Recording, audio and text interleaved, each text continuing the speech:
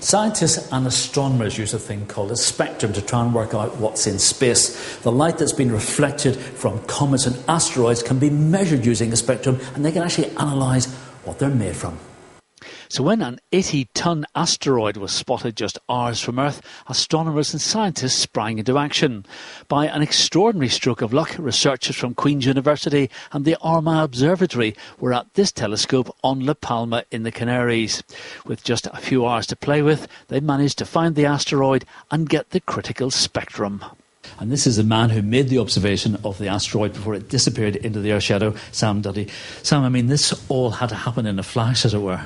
Yes, it was a very hastily organised set of observations. We were alerted to the fact that this object was coming in whilst at the telescope, so we literally had very little time to organise the observations. Once you'd got your observations, I mean, within a very short time, what happened to the asteroid then? Well, shortly after, 3 hours after we observed it, it actually passed overhead and impacted the atmosphere and exploded at a height of about 37 kilometres. But bits of the asteroid were found in the Sudanese desert in East Africa, giving scientists a unique opportunity to see if the bits matched the spectrum. So do they? They do.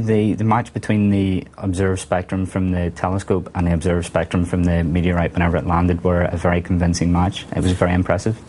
Now, you have in your hand there a piece of an asteroid. It's not this particular one, but it's very similar composition. It's very porous, it's very light. It is. Is that why this one broke up? And if so, what would have happened if it had been a heavy iron asteroid?